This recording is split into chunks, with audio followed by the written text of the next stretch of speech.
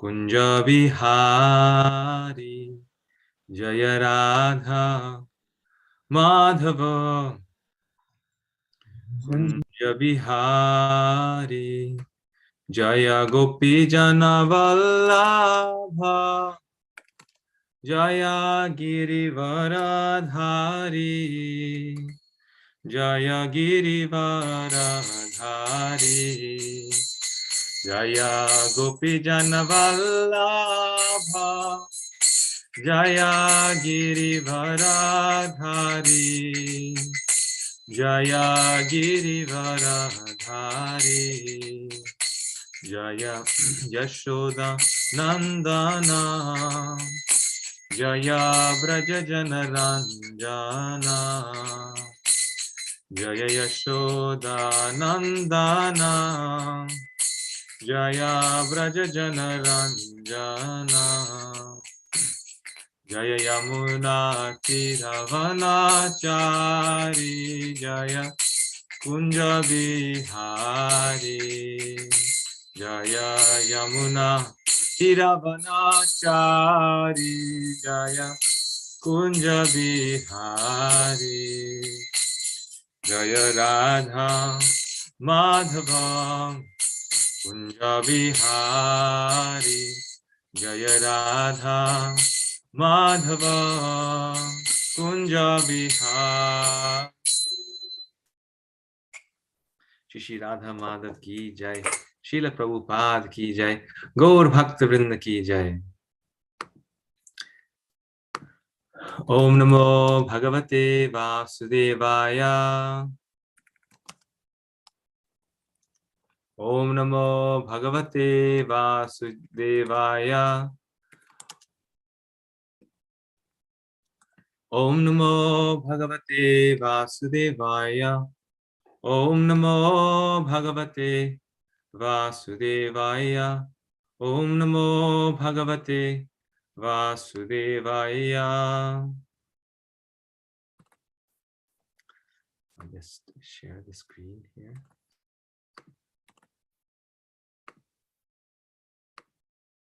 So today we are reading from Srimad Bhagavatam, Canto 2, Chapter 6, Text 26. I'll recite the verse and then translation. Namadheyani mantrascha dakshinascha vratani cha devatanukramam kalpa sankalpastandrameva cha namadheyani mantrascha dakshinascha vratani cha devatanukrama kalpa sankalpa tantrameva cha namadheyani, invoking the names of the demigods. Mantra, specific hymns to offer to a particular demigod. Cha, also. Dakshina, reward. Cha, and. Vratani, vows. Cha, and. Devata anukrama, one demigod after another. Kalpa, the specific scripture. Sankalpa, the specific purpose. Tantram, a particular process. Eva, as they are. Cha, also. Translation purport by His Divine Grace, A.C. Bhaktivedanta Swami Srila Prabhupada ki jai. Translation. Other necessities include invoking the different names of the demigods by specific hymns and vows of recompense, in accordance with the particular scripture, for specific purposes and by specific purposes. Once again, other necessities include invoking the different names of the demigods by specific hymns and vows of recompense, in accordance with the particular scripture, for specific purposes and by specific processes. Purport. The whole process of offering sacrifice is under the category of fruit of action. and such activities are extremely scientific. They mainly depend on the process of vibrating sounds with a particular accent. They mainly depend on the process of vibrating sounds with a particular accent. It is a great science, and due to being out of proper use for more than 4,000 years, for want of qualified Brahmanas, such performances of sacrifice are no longer effective, nor are they recommended in this fallen age. Any such sacrifice undertaken in this age as a matter of show may simply be a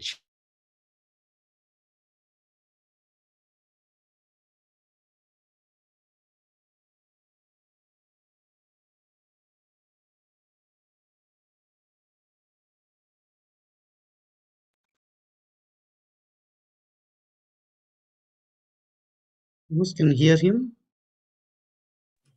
I cannot hear Prabhu. I think Prabhu's is going to. Prabhu, we can't hear you in case if you are able to hear us.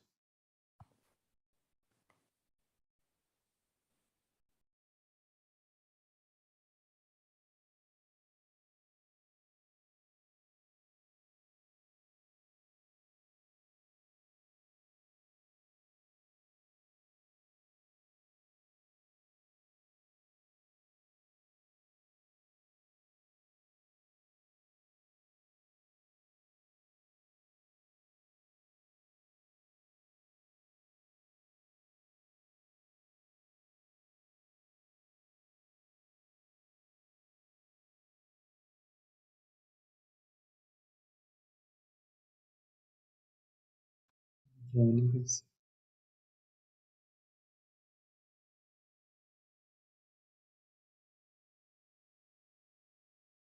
His computer got crashed. It looks like he's joining back.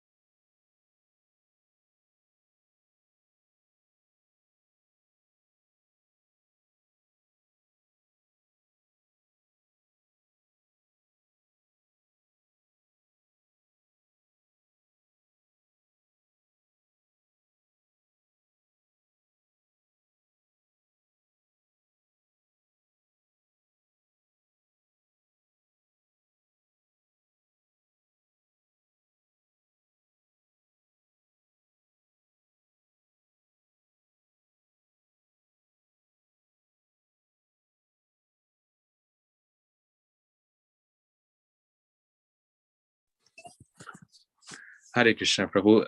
Somehow my computer crashed. I'm actually getting a new computer, so this is a problem with the computer. Sure, Prabhu. So I will just continue via phone audio. Sure. If this is okay. Yes. Yes. So we're reading gross material science cannot divert the real purpose of human life. It can only increase the artificial needs of life without any solution to the problems of life. Therefore, the way of materialistic life leads to the wrong type of human civilization. Since the ultimate aim of life is spiritual. I'll just turn the video on as well. Yes. Since the ultimate aim of life is spiritual realization, the direct way of invoking the holy name of the Lord, as mentioned above, is precisely recommended by Lord Chaitanya, and people of the modern age can easily take advantage of this simple process, which is tenable for the condition of the complicated social structure. Om Gyanam Timarandasya Gyananjana Shalakaya Chakshurudmiritam Yena Tasmai Shri Gurave Namaha. Thank you everyone for joining. I apologize for the computer glitch. So this is a very wonderful verse in which Lord Brahma is describing the process, the very highly technical process of performing sacrifices. This process is given in the scriptures in the section of Karma Kanda, in the fruitive section. And this process is given because it allows people to gradually rise in spiritual life. As devotees, we may feel, what is the necessity? Why did Vyasadeva waste so much space in these fruitive, sacrifices? But actually, if we go to India, we see that so many people are not interested in spiritual life, or not interested in the process of bhakti, but they are interested in these fruitive functions, these ceremonies, these fire sacrifices. They're interested in these things. And by doing these things, there's a very slight but gradual progress in spiritual life. By this progress, at least they do something spiritual. They elevate themselves to something higher, to a higher state of consciousness, to a higher state of being. I experienced this time when I was in India. Some of my relatives are very nice devotees, but some of them are not fully, you could say, involved in Krishna consciousness. And while their enthusiasm for the direct process of bhakti is not there, but they are enthusiastic to perform these fire sacrifices and rituals. And on one hand, it's a ritual, it's a fruitive function, kind of a, you could say mundane religiosity. But on the other hand, at least by this process, they're doing something spiritual. They recite some mantras, they worship the cows, they give respect to the Brahmanas. So the civilization is so big, so large, and Srila Prabhupada said only a small section will become devotees immediately. Eventually, everyone will, hopefully. But so these are given to make the entire civilization, to make everyone in the kingdom of a Vaishnava king or a devotee king, at least into pious spiritual persons. And then, of course, we need to gradually bring these people to the level of pure devotional service. We need to encourage them to come to that level, to not stop there. But in the meantime, they are at least engaged in some spiritual activities, be it for material pleasure, be it for their material enjoyment. And you will see that people are often very enthusiastic for these fire sacrifices and ceremonies, but they're not so enthusiastic about the process of bhakti. And this is because this appeals to them. This is the level of their spiritual understanding. So at this time, we are, the devotee, the scriptures, the Krishna has engaged them in this gradual process. And hopefully, in doing so, one day they come in contact with a devotee and they get the path of bhakti and they rise further in their spiritual life. Now, Prabhupada is mentioning here that the only problem is that in this day and age, they are not these pure Brahmanas. So even these fire sacrifices that we do perform and the rituals that we do, they're not effective. They're not so effective as the rituals that we performed in the previous ages. And this is a great trouble because it was the Brahmanas and the fire sacrifices that they performed that sustained society, that kept the natural agricultural cycle in motion and allowed persons to lead a pious life. But when these Brahmanas are not there and they cannot recite the mantras in such a way as to inspire persons or elevate the persons they're chanting these mantras for, then that fire sacrifice or that ritual is not successful, because we need those pure Brahmanas. Just like we see in the reign of Maharaj Prithu, before Maharaj Prithu, there was a great king, King Virna. His father was very great, very pure, but his son Virna was a great demon. And when Virna became king, he began terrorizing all the citizens. He stopped all the sacrifices of the sages, to the point where it became intolerable to have him as king. So all the Brahmanas had an assembly, and as in this ideal social system, the Varnashrama system, they thought, well, we need to do something. And Varnashram system works, monarchy works, because at that time the Brahmanas were in one way in charge. They had the power to even correct the king, and therefore the king was afraid of them. The king was sort of in line. And so the Brahmanas, they had a discussion. They said, the king, he's a demon. We need to kill him. So through their mantras, they actually killed Virna. So at this point, they kill Virna, and then from his thighs and other body parts, they produce Maharaj Prithu, the body of Maharaj Prithu. And then Prithu becomes king, and then there's piety in the kingdom. So at this point, the question that comes up is, at that time there were these pure Brahmanas, and therefore Varnashram worked. They had the mantras to destroy evil kings. But in today's society, we don't have those Brahmanas. So how can we make it work? How is it possible to make the system of Varnashram work when the kings might be there, the Vaishyas will be there, the Shudras are there, but the Brahmanas are not there, who are powerful enough to check the kings? And this question was asked to Srila Prabhupada, and Srila Prabhupada's response was that by the chanting of the Hare Krishna Mahamantra, the same thing can be achieved. Not that by chanting we can, kill a demoniac king, but in this day and age, by the chanting of the Hare Krishna Mahamantra, we can, by another means, not by literally the way the sages did it, but by the chanting of the holy name, we can adjust everything. Everything becomes situated properly. And so what the Brahmanas did through the chanting of these very difficult mantras very perfectly and being very pure at that time, we can attain the same result. We can attain the same ideal civilization. We can attain the same end of a Varna ashram system, of a nice society, by the chanting of the holy name of Krishna. And this is what Srila Prabhupada says at the end.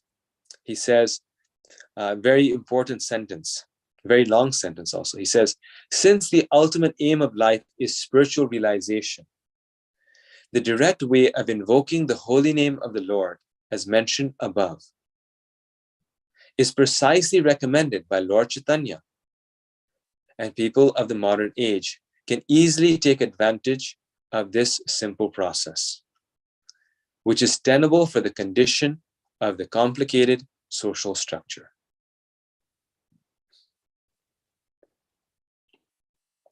Since the ultimate aim of life is spiritual realization, the direct way of invoking the holy name of the Lord, as mentioned above, is precisely recommended by Lord Chaitanya.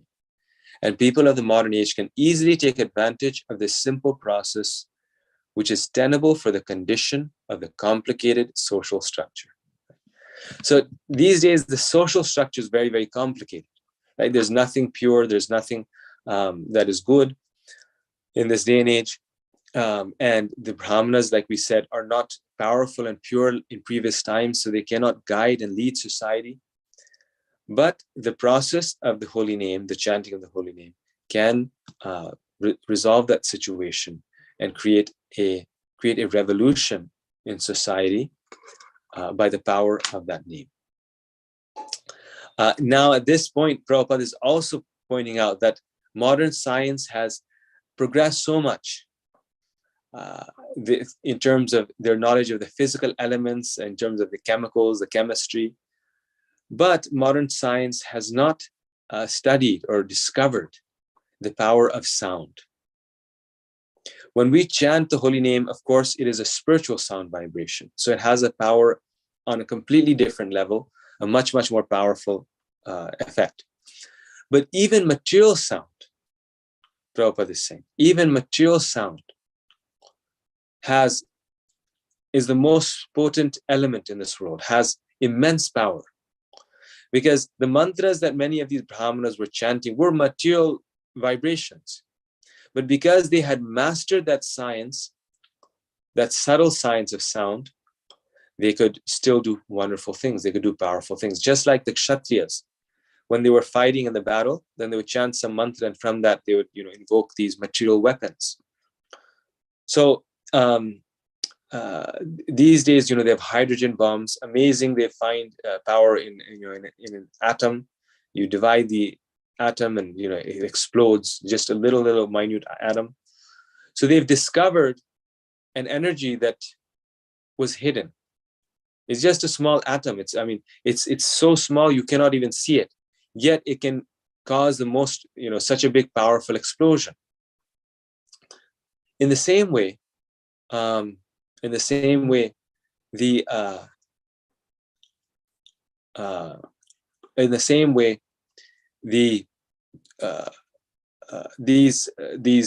vibrations, these material sounds, have immense power in them, but we have not understood its power. We're advancing in that direction. Modern science is advancing in direction. For example, cell phones, right? Prabhupada actually, or maybe my Guru Maharaj or Prabhupada, I cannot remember, someone said that it's such an amazing technology. We are sitting here in Chicago and we can speak to someone in Vrindavan. And just the only thing, we're holding a phone in our hand. There's no wire between us and them. Imagine what a technology it is. This is the power of sound. We're sitting on the opposite side of the world, thousands of miles away. There's no physical connection. There's no wire that's transferring anything from here and there. Just this phone is in our hand. And there, someone else is sitting there with 100 rupee phone, a little, Samsung phone. And we're having a conversation as though we're sitting in front of each other. You can even, now you can even see video.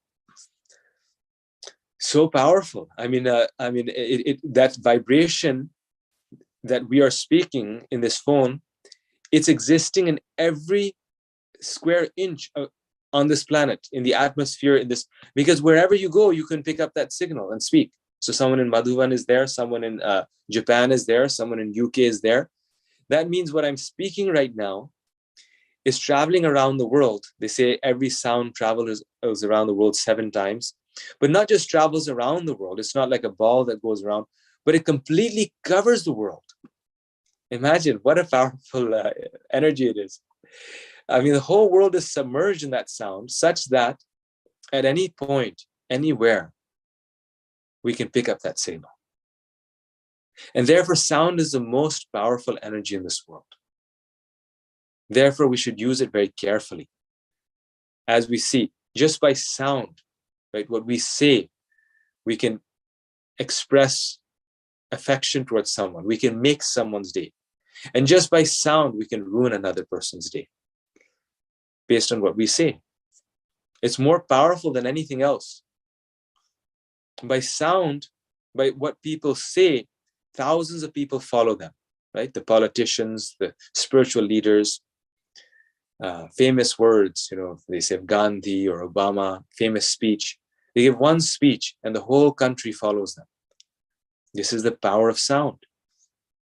Otherwise, they could not have, they had a huge army, they could not have the whole country follow them. But just by the power of sound, they're able to capture everyone's attention. So sound is therefore actually, it is the power of the Lord, the most powerful power of the Lord. And therefore, through sound, we can reach the Lord. through sound, we can access the Lord. That is the holy name of Krishna. There's no other process. By sound, by hearing, we are able to come in touch with the Lord. By seeing, we cannot right now. Our eyes are not capable of seeing the Lord, but we can hear the Lord. Then once our senses are purified, then we can also see the Lord. But right now, in terms of the material elements, the most, you could say, spiritual friendly element, the element that has the most capacity for to be spiritualized, to take us in connection with Krishna, is this power of sound. Once purified, it becomes spiritual sound. Our material sound becomes spiritual sound. Even sounds that are not directly the holy name, when we are engaging those sounds in the service of Krishna, they become spiritualized. And that then can be used in the service of the Lord. So Prabhupada is saying that material science has not fully understood the power of sound. And when they do, Prabhupada says, then actually they will realize that it's more powerful than any of the other energies they have discovered. Now, they may not, because of the age of Kali. But in previous ages, they're most scientifically advanced, because it's not like they're not advanced, Prabhupada says, but their technology was different. Their technology was a technology of sound.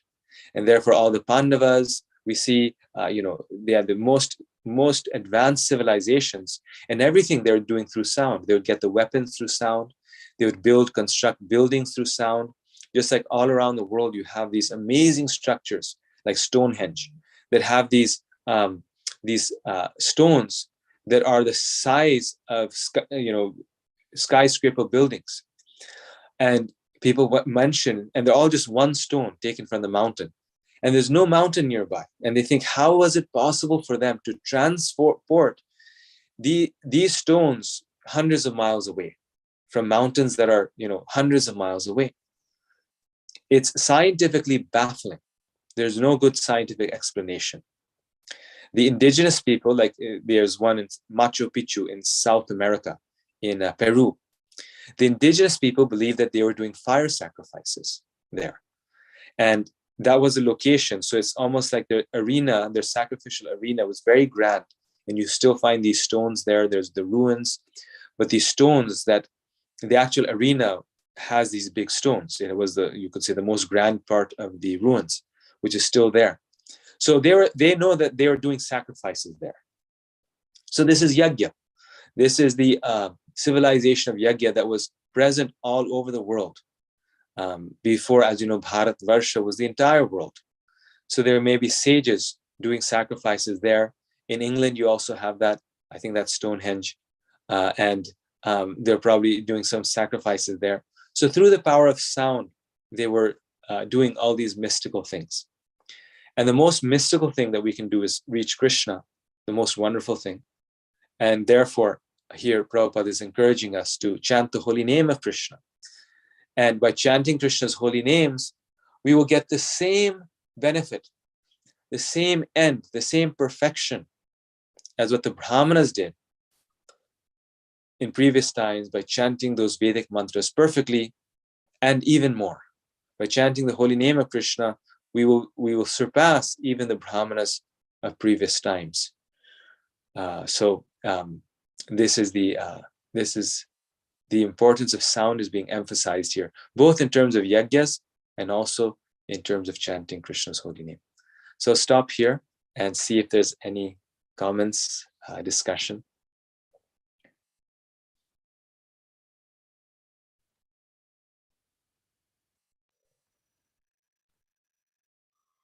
Thank you so much, Prabhu. It was very packed session. So I'm class.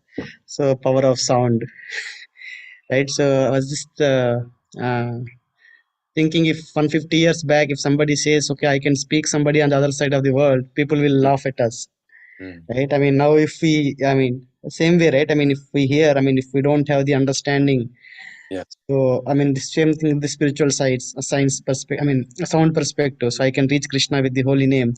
It looks like, right now I don't know the technology, how it works, but it works. So yeah, thank you, Prabhu. It was nice. Yes. And I was just, sorry. No, go ahead. No, I was just thinking on the other perspective. I was recently looking at, some plants, how to grow. There, I was reading the impact of sound there as well. I mean, they mentioned that it was not proven, but if you play some classical music, the plants will grow nice flowers, right? So Yes, it was it was written there. So, but then they said that yeah, they don't know if the technology behind it, right? yes, So still, I mean, there is a big impact of the material sound as well, right? So yes, yes. This is a wonderful example that even plants are affected by the sound that is around them. If you play nice music, they grow very nicely, classical music or kirtan or something like this. And the point that you mentioned previously, 50 years ago, if you mentioned to someone that you can speak to someone across the world without being near them, no one would have believed you or they would have laughed.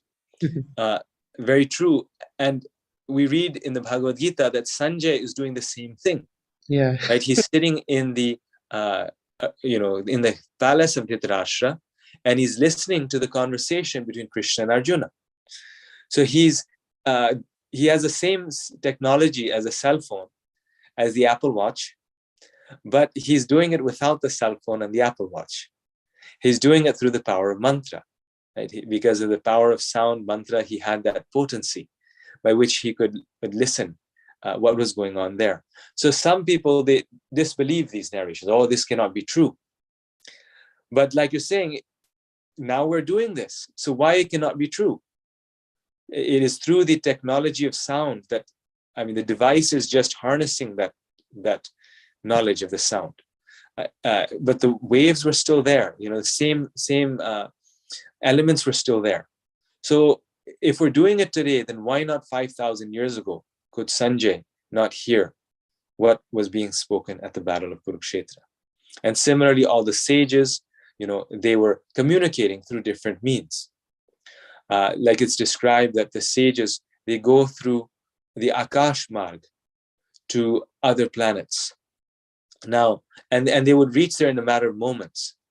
Now, what Einstein's general theory of relativity, what it tells us is that if you travel faster than the speed of light, then you go extremely fast, obviously, but also space decreases. Something happens. If you travel at that level, you will experience less space.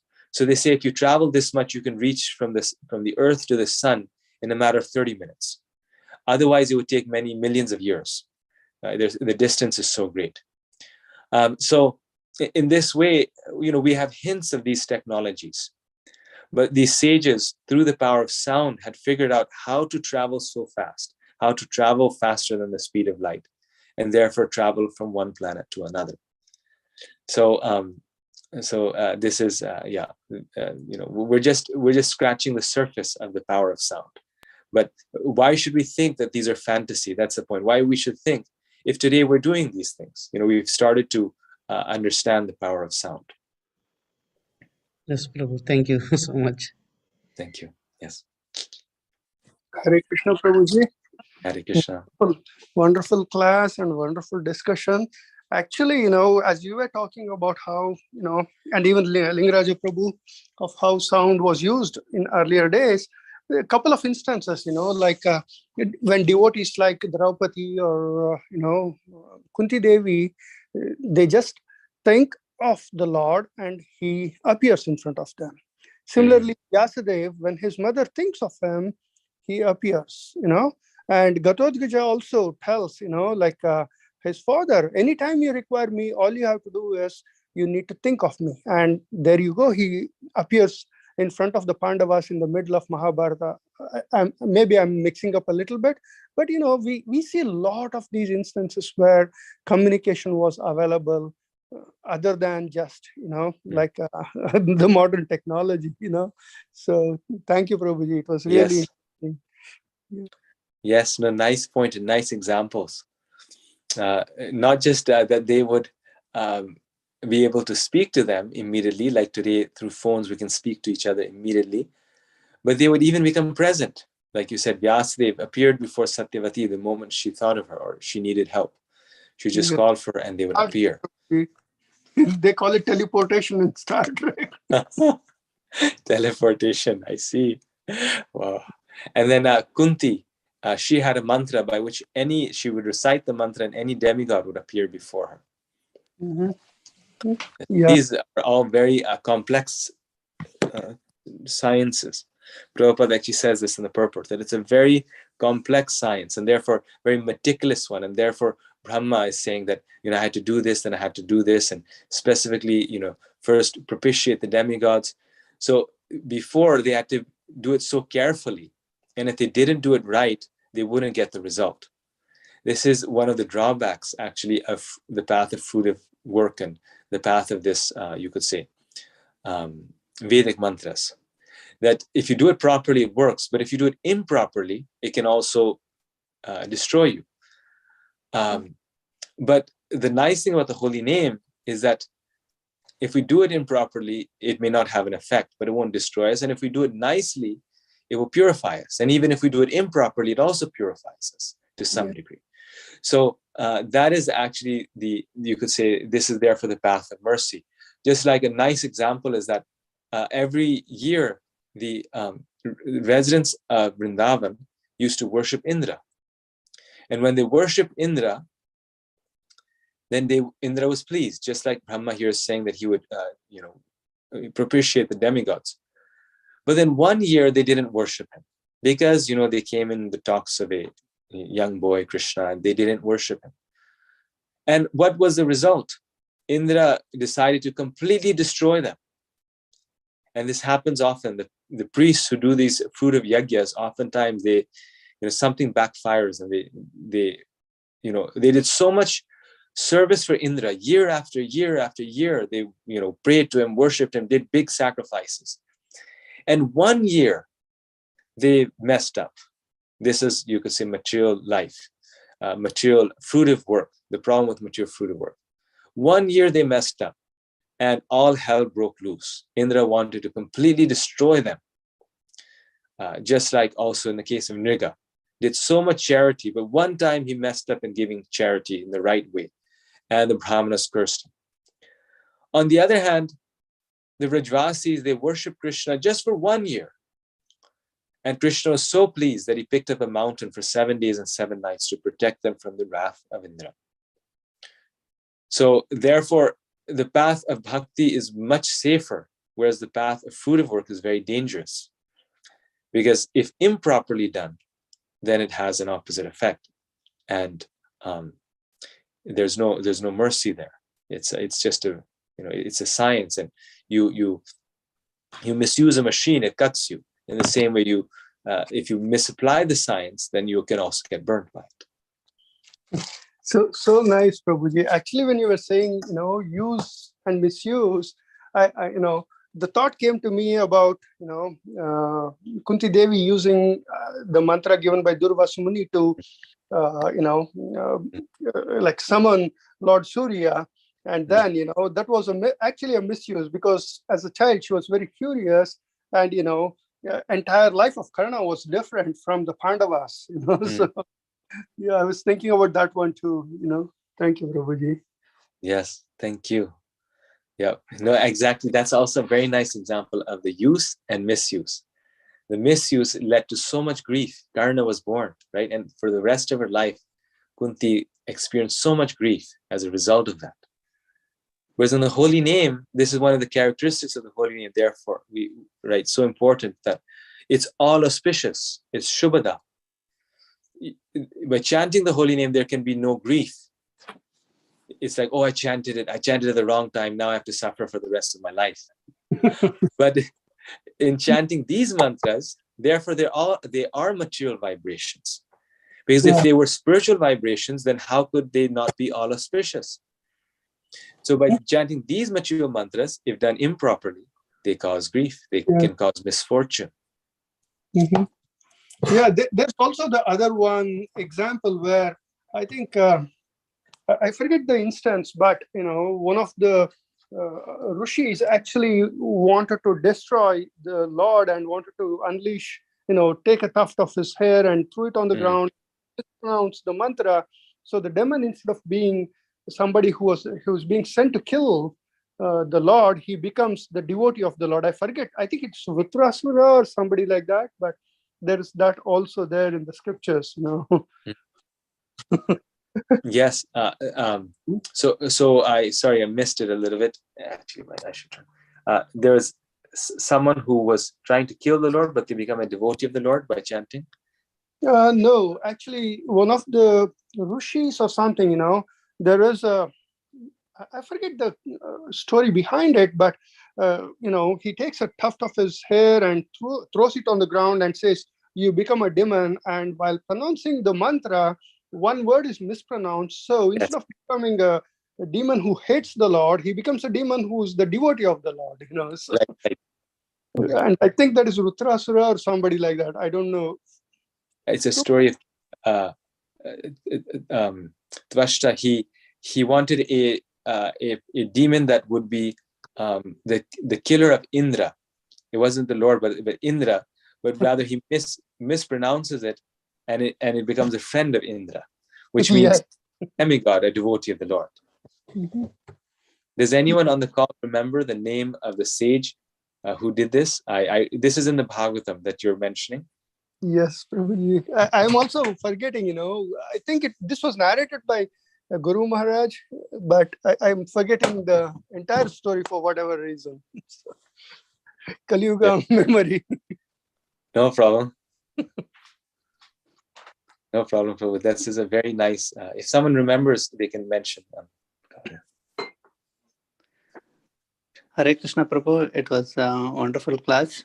Thank you. So you mentioned that the great leaders, whenever they talk through the power of sound, the whole country follows them, right? So if the same speech is given by some other person, the effect will not be the same, right? So somewhere I feel more than power of sound, power of personality also plays, right? So how to understand this, Prabhu? Yeah, well, I mean,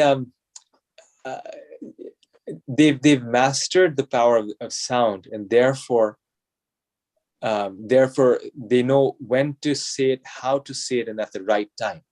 You see, so yes, if I repeat Obama's speech, then I'm repeating it, but it's not to the right audience, it's not in the right way, not at the right time. Therefore, people might be impressed by how nicely I recite it, but it's not a call for action. But these individuals, they have mastered, or they've worked hard at mastering the power of sound. How to say things in such a way as to, motivational speakers, right? So I can repeat what a motivational speaker says, but regardless of who the motivational speaker is, when they speak, people are moved. Why? Because they have mastered the power of sound. Now, of course, based on the sound that we say, it also transforms us. So yes, that is also there, that the person speaking matters, and they also who you are also matters in the process. But some of these leaders, politicians, personally speaking, just as a counterpoint to what you're saying, as a contrasting point, they're not very amazing people. Like, yeah. Personally, their lives are not even so clean. Some of the original founding fathers who were very influential, who gave very famous speeches, they had slaves. They did criminal things even, but they had they had mastered the power of sound. So, but your point is completely true, that the person speaking also matters. In other words, like the devotee says something, it is because the devotee is so pure themselves when they say it, they touch the hearts. But it's also because, they're pure, therefore the sound that comes out of them is also very pure. So one could also say that it is the pure sound that touches our heart. True, Prabhu. Yeah. And so it's kind of chicken and the egg thing, that which comes first. But so the sound, pure sound, transforms them, and then they, through their purity, emit pure sound and transform others. But I think the key thing there is the power of the sound. And that becomes the via medium between the devotee and the people, or the via medium between the Lord and the person and the devotee. Thank you, Prabhu. Nice point, Prabhuji. Thank you. Actually, that's a nice point. Okay. Hare Krishna, Prabhu. Hare Krishna. Please accept my humble obeisances, Prabhu. Please. Just a clarification or confirmation, Prabhu. So yesterday we were talking, the main part of the yajna is to please Krishna.